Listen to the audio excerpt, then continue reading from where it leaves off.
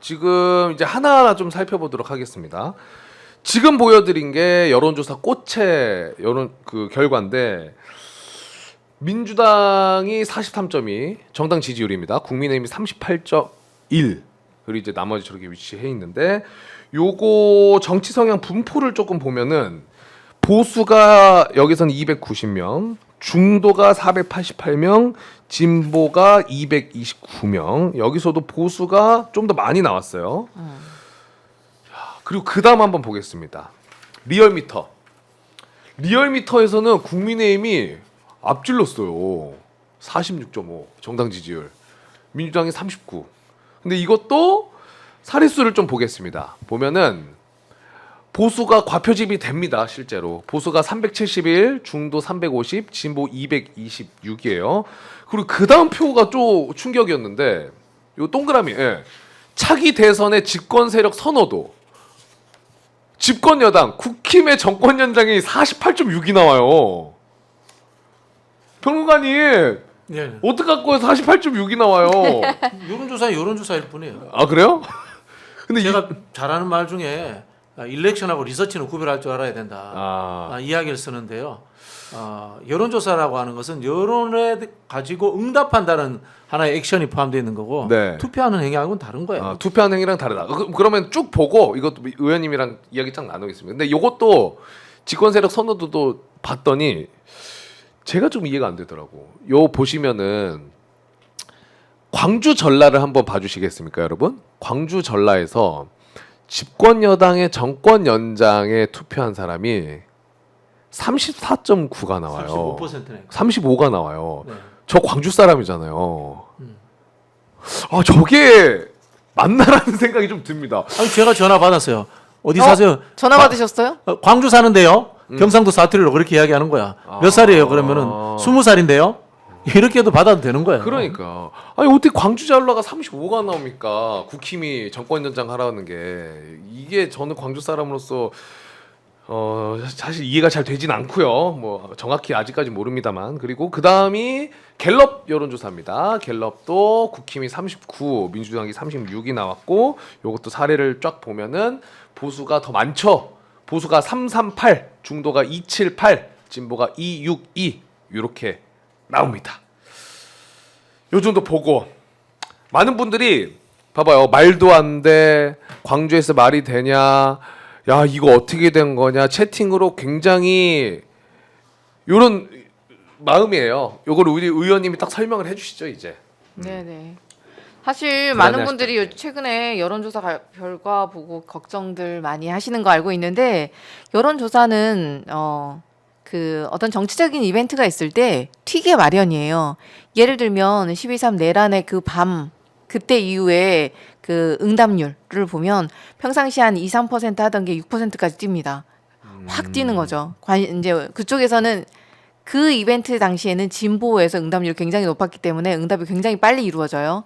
그리고 이번에는 탄핵 구속 관련해서는 그 시점 즈음에서 12월 첫째 주 뭐 둘째 주 넘어가서 1월 둘째 주 첫째 주 둘째 주 이때는 또 보수가 완전 결집을 해서 응답률이 7.9%까지 올라갑니다. 그러니까 만약에 이거는 추세적으로 한번 볼 필요가 있는데 국민의힘 지지층이 결집하는 모습을 보이는 건 사실이고요.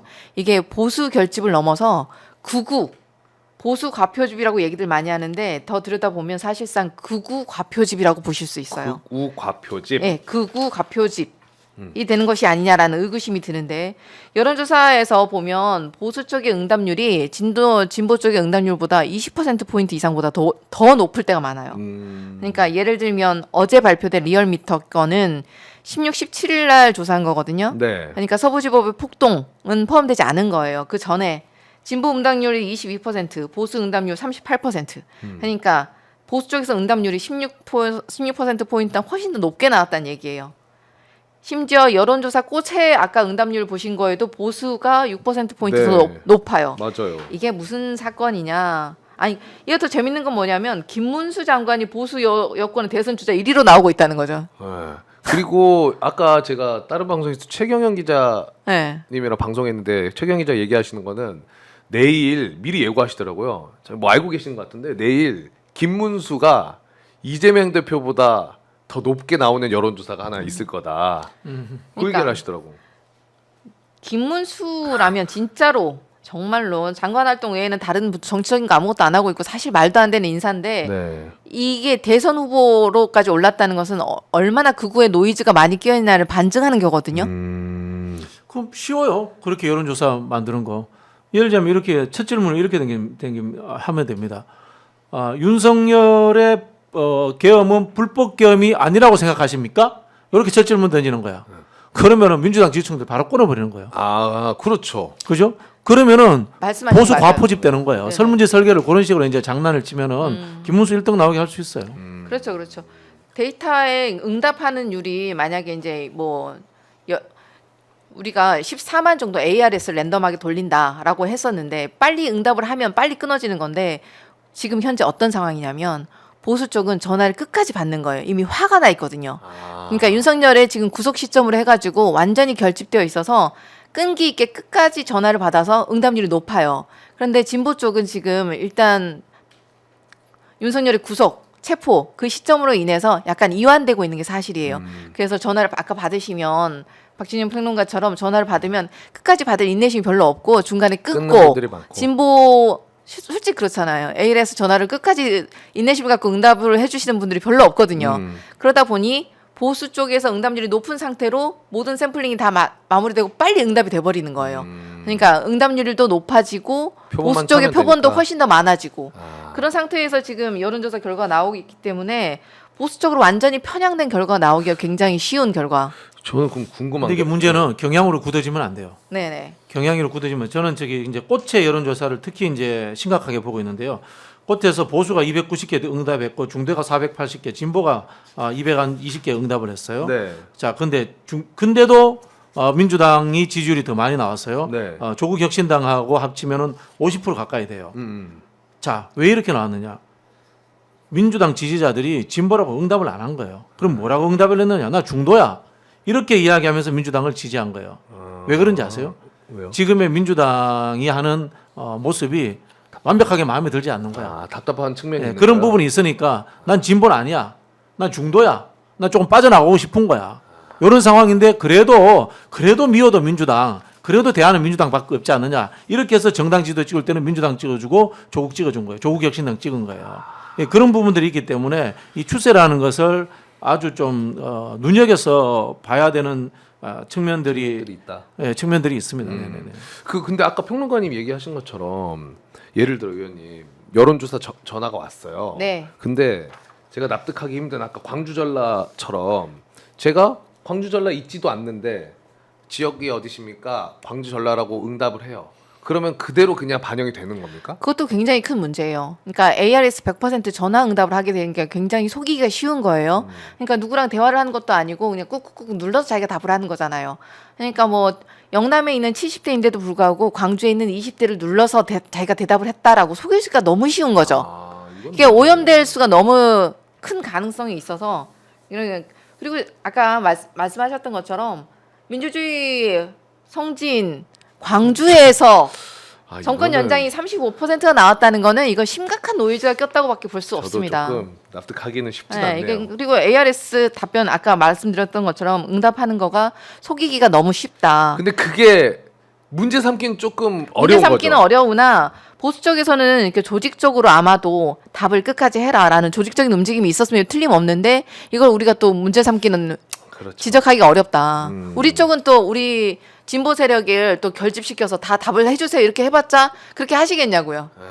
그게 이제 저희가 이제 사회 계층 조사를 해보면요, 강진보, 강보수 이렇게 가면은 강진보가 좀 더 많아요. 한 1~2% 이상 더 많아요. 이게 2017년 탄핵 이후 만들어진 판이에요. 근데 약진보, 약보수로 가면 비슷해요. 근데 뭐 약진보와 약보수의 차이가 뭔가 하면은 약진보는 염치가 있어요. 또 한편으로 약진보는 시니컬한 측면이 있어요. 그래서 우리 편이지만은 잘 못하면 비판적인 시각을 드러내요. 근데 약보수는 어떠냐면요, 그런 거 없어요. 우리 편이 잘못하더라도 이익이 된다. 또는 어떤 권력과 나의 관계 설정이 된다 그러면 바로 찍어져요. 맞아. 이게 우리 한국 사회가 실제로 진정한 보수가 아니라 이익 보수, 참칭 보수, 그다음에 권력형 해바라기 보수다라고 비판하는 이유거든요. 그런 측면이 있기 때문에 제가 자꾸 말씀드리지만은 민주당이 굉장히 정치하기 힘들어요. 정치하기 힘든 게 지금 보면은 민주당의 진보적인 쪽에서는 왜 민주당이 더 세게 적극적으로 못해? 이렇게 한단 말이야. 근데 민주당 오른쪽에서 뭐라고 합니까? 아, 민주당이 좀 천천히 가면 안 될까? 이런 양쪽의 그 비판 세력이 존재해요. 그래서 민주당이 굉장히 솔직히 진보 안에서도 정치하기 힘든 거 사실이에요. 그 지지층들이 까탈스러워요. 그 왜 그러냐면은 민주당 지지층들이 인텔리하고 셀러리맨들이 많고 중산층들이 많아서 그런 측면이 있는 것도 사실이에요. 그러니까요. 근데 보수 쪽은 확실히 과표집이 되고 있는 건 팩트니까. 그런데 제가 봐도 약간 또 하나는 진보 진영에는 어떤 엄청난 세력을 가진 누군가가 여러분 모입시다 이런 거는 없고 그냥 모두가 개인의 다 같이 자발적 참여. 선한 의지로 자발적 참여를 유도하려고 하다 보니까 이게 구심점이 좀 더 약해질 수밖에 없는 상황이고, 그리고 진보 진영은 탄핵 가결 시점으로서 그 기점으로 해서 좀 더 이성적이고 차분하게 대처하자 이런 분위기인 반면에, 그러니까 구속 이후에 우리는 좀 이성적 대처를 사람들이 좀 기대하고 있는 반면에 보수 진영에서는 완전 감정적으로 이 문제를 다루고 있거든요. 맞아요. 그러니 완전 최고적으로 화가 나 있는 상태예요. 지금 윤석열 구속 상태에서 이걸 하고 있는 것 자체가. 그 두 진영의 지금 여론조사 응답률은 당연히 다를 수밖에 없고요. 네. 재빠르게 이쪽에서 더 결집해서 더 빠른 답을 다 내니 그쪽에서 먼저 샘플링 끝나가지고 표본이 그쪽이 과표집될 수밖에 없고요. 그 의견이 전체 의견인 것처럼 과잉 대표될 수밖에 없는 상황이에요. 맞아요. 그리고 저는 이 여론조사가 굉장히 단기적인 거라서 이 여론조사를 그렇게까지 일희일비할 건 아니다. 그게 그리고 핵심입니다. 이게 핵심입니다. 여러분들 할 게 아니에요. 네, 여러분. 이번만이 끝이 아니고요. 만약에 윤석열의 탄핵 가결이 핵심이야. 완전히 끝나면 이게 좀 안정화되면 여론조사 결과는 또 바뀔 수도 있습니다. 맞아요. 지금 너무 사실 이제 우리나라의 여론조사가 두 가지가 등장하면서 굉장히 혼탁해져요. 근데 이 도입한 두 사람도 저하고 개인적으로 친하고 제가 좋아하는 선배들인데 네. ARS 여론조사, 그다음에 이제 RDD 방식이라는 건데 이게 둘 다가 한국의 여론조사 회사가 영세에서 생긴 현상이에요. 사실 그 갤럽 같은 경우는 그래도 추세를 믿어야 될 수밖에 없어요. 왜냐하면 갤럽은 한 100만 개 정도의 기본 데이터를 가지고 한국인의 표준 정치 성향 데이터를 가지고 추정 여론조사를 해요. 그러다 보니까 추세는 거의 맞아요. 네. 리얼미터 같은 경우에도 ARS로 하기 때문에 많이 튑니다만은 꾸준히 하기 때문에 리얼미터의 추세를 인정해야 돼요. 그런 부분에서 저는 빨리 민주당이 추세를 잡을 수 있는 방법을 찾아야 돼요. 즉 국면 전환을 이루어야 됩니다. 국면 전 제가 하나 조언 드리자면은 국민의힘이 하고 있는 너저분한 정치 공세에 일일이 대꾸하면 안 됩니다. 무시. 그게 프레임에 빠져 들어가는 거예요. 맞아요. 생각을 해보면. 요거는 하루 일주일이 싫어하기는 맞아요. 진짜로 맞아요. 그거는. 그 다 따라가면은 우리 할 일을 못 하고 있는데 어떡 합니까 그거를? 그렇죠. 저기 쓸데없는 이야기 일일이 대꾸할 필요 없어요. 근데 이제 여러분 쿨 와인드가 왔습니다. 민주당 지지율 높을 땐 그딴 소리 안 하더만 지랄하네. 쿨 와인드. 그렇지. 훌륭한 분이에요. 나가지 말고 가만히 있어. 너 진짜 쿨 와인드 좀 들어보세요. 이상한 거에 홀리지 말고 제발 들어야 한다고. 아까 그 리얼미터 거 다시 한 번만 보여주세요. 쿨 와인드 요거 한번 봐봐. 쿨 와인드 한 번만 봐봐라. 쿨 와인드야. 같이 봐봐. 자, 쿨 와인드 봤지? 너무 지금 신나잖아. 쿨 와인드 이거 보면 너무 기분 좋잖아. 이 다음 거 한번 보여주세요. 광주 전라 봐. 쿨 와인드. 너도 이거는 아니라는 걸 알고 있을 거 아닙니까? 쿨 와인드는 보수 쪽 사람이에요? 맞아요. 지금 막 우리가 가짜 뉴스 퍼뜨린다고 와가지고 아니라 쿨 와인드. 광주 쿨 와인드님 저기 박진영 TV 가셔가지고 한 달 전에 제가 여론조사 분석한 거 한번 보세요. 똑같이 이야기하고 있습니다. 네. 쿨 와인드 요거 꼭 한번. 왜 내가 언급하면 다 나갔어? 아이고. 또 좀 끝까지 들어주시지. 안 나가네. 합리화 시키네. 요거 다 안 넘어가네. 조금만 더 그럼 집중해서 들어보세요. 그러면 요거는 어떻게 합니까? 지난번에 의원님 한국 여론평판연구소 있잖아요. 네네. 여기서 윤석열 지지율 40%를 만들어서 조사를 했는데 네. 우리가 봤습니다. 질문이 굉장히 뭐라고 해야 되지?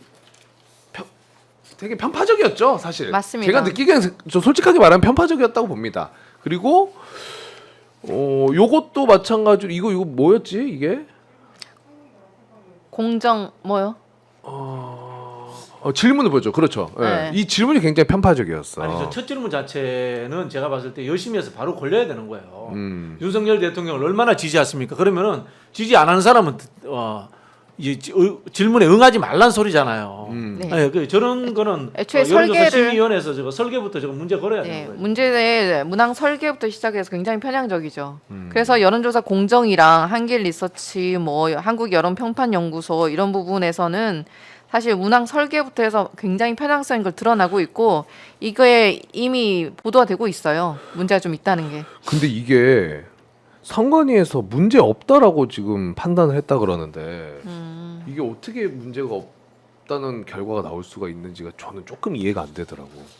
뭐 선관위는 현행 제도하고 법 체계에 대해서 굉장히 소극적인 뭐 판단을 소극적 해석을 합니다. 예, 소극적인 해석을 한 것이라고밖에 볼 수가 없고 만약에 이런 문제를 계속해서 방치하게 되면 명태균 같은 여론조사를 사실상 방조하는 거나 마찬가지거든요.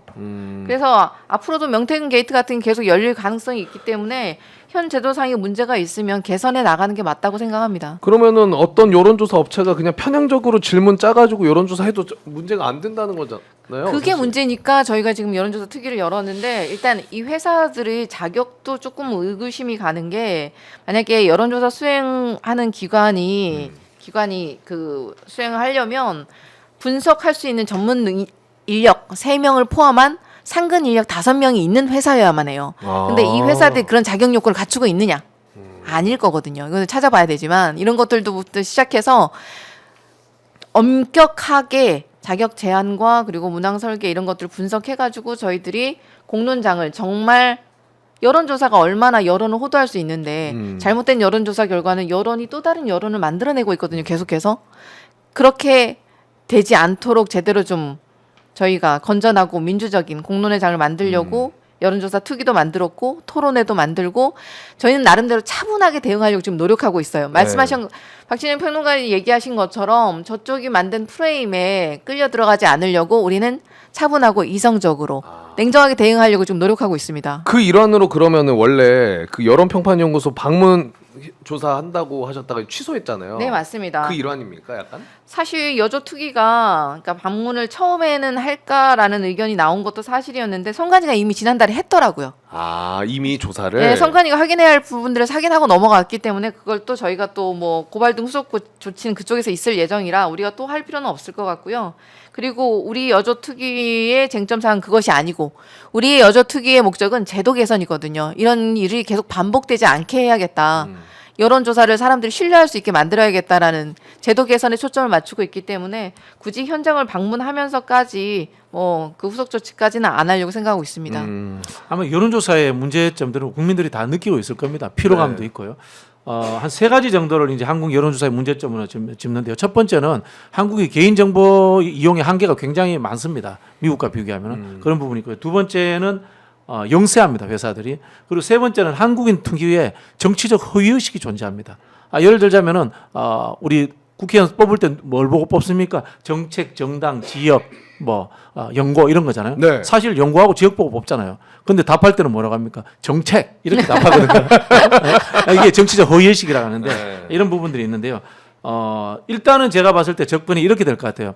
샘플 수가 늘려야 된다. 샘플 수가 지금 너무 적거든요. 전국 단위 여론조사 샘플 수를 늘리자라는 쪽으로 갈 것 같고요. 그다음에 응답률이 어느 정도 수준 이상을 높이는 정도까지 되는 것만 여론조사를 발표를 할 수 있다. 아마 그렇게 갈 것 같고 그다음에 또 나오는 게 저는 이 부분 같아요. 제일 중요한 게 설문지 설계 부분인데 여기에 대해서 개입할 수 있는 것이 심사할 수 있는 것이 애매해요. 기준이 이게 정성적인 부분이기 때문에 여기에 대해서 정치권이 어떻게 합의되느냐라는 부분들 이런 부분들이 존재하는 것 같고요. 또 반드시 건드려야 되는 거 네. 언론사 끼고 하는 여론조사는 선관위 여조 심의를 거치지 않는 부분이 있지 않습니까? 이 부분에 대해서는 아마 반드시 고치자는 이야기를 해야 됩니다. 이게 싸구려 여론조사 회사가 싸구려 언론사와 짜고 싸구려 여론을 만드는 그런 일들이 횡행했고요. 이게 사실은 명태균 게이트의 본질 중에 하나입니다. 그 언론사가 끼게 되면은 굉장히 자유롭게 좀 할 수 있는 그렇죠, 네네. 그런 빈틈이 생겨버리니까. 근데 이 여론조사가 굉장히 휘둘릴 필요도 없고 그 얘기를 해주셨지만은 그 걱정되는 포인트가 저는 그런 거예요. 이번 사태 윤석열의 계엄 이후에 탄핵되고 이런 과정에서 이 정치에 별로 관심이 없던 20대 30대 젊은 친구들이 관심을 많이 갖게 되기 시작했잖아요. 그러면은 이 여론조사를 또 보게 되면은 저쪽이 맞나? 저게 맞는 내용인가? 라고 혹시나 휘둘릴까봐. 그게 언론을 호도하는 거죠. 네, 지금 그게 이게 호도네요. 방법론이나 분명히 편향되어 있고 과잉 과표집을 해가지고 결과가 신뢰할 수 없음에도 불구하고 이 결과만이 먼저 배포가 되는 거예요. 그래서 계속해서 이게 어떤 문항으로 설계되었는지 누가 어떤 응답률이 어떤지 이런 것들이 하루 이틀 뒤에 나온단 말이죠. 그러니까 문제가 있다라는 것을 우리가 너무 늦게 알게 됩니다. 그런 다음에 언론 보도 다 된 다음에 이것도 좀 문제가 있는 것 같아요. 그러니까요. 하여튼 우리 여조특위 그래 만드셨으니까 네. 그 목요일 날 토론도 하시고 네, 그 네. 이후에도 계속 일정을 잡아 가시는 거잖아요. 개선이 될 가능성이 있겠죠. 개선을 깨끗해지고. 개선을 해 나가려고 만든 여조특위이긴 한데 이게 지금 뭐 말씀하셨던 것처럼 여러 가지 한꺼번에 해결할 수 없는 난제들이 굉장히 많이 있어요 이미. 그리고 이미 문제점들 다 인지하고 계심에도 불구하고 해결하지 못하고 있는 문제점들이 있는 거거든요. 그러니까 이거는 좀 그럼에도 불구하고 이 여론조사 결과가 너무나 민주주의를 위협하고 있잖아요. 앞으로 우리 이제 경선도 해야 되고 이러는데 결과를 믿을 수 없다 그러면 어떻게 하겠습니까 이거. 국민의힘 내부 같은 그런 문제가 또 생기지 않을 공천 문제 생기지 않으리라는 법이 없잖아요. 그래서 뭐 일단 어려운 문제이긴 한데 모두가 다 같이 이걸 같이 노력해 나가야 될 것 같아요. 맞아요. 여론조사 신뢰도 높여야 되고 그다음에 여론 조작이 더 일어날 수 없게 좀 중앙선관위 열심히 하고도 제도 개선 문제를 같이 논의를 좀 해야 될 것 같고 그리고 여론조사를 무작위로 막 이렇게 보도하는 것도 조금 얘기를 좀 해봐야 될 것 같고 그래서 사실관계부터 확인을 좀 할 수 있게 좀 네. 노력을 좀 해야 될 것 같습니다. 네. 뭐 하나 제가 조언을 드리자면은 이번에 여론조사가 튀어가지고 극우 과포집된 사례를 가지고 하지 말고 명태균 게이트 때 윤석열을 대선 후보로 만든 국민의힘의 여론조사 네 맞습니다. 라든가 또는 좀 지났지만은 홍준표 시장 문제, 오세훈 시장 문제 이런 사례들을 가지고 간다면은 지금 민주당이 여론조사 안 나오니까 갑자기 이거 들고 왔다라는 하나의 시비에서 벗어날 수 있지 그렇죠, 않을까 그렇죠. 그런 생각이 듭니다. 딱 맞는 말씀이세요. 그래서 이번 네. 주 목요일 날 하는 토론회 때 명태균 게이트에서 어떤 식으로 여론을 그러니까 샘플링 표본 조작하고 문항 조작하고 이렇게 한 것들을 어떤 방식으로 설계했는지를 조목조목 짚어가면서 발표할 예정입니다. 네. 아유 좋습니다. 자 이제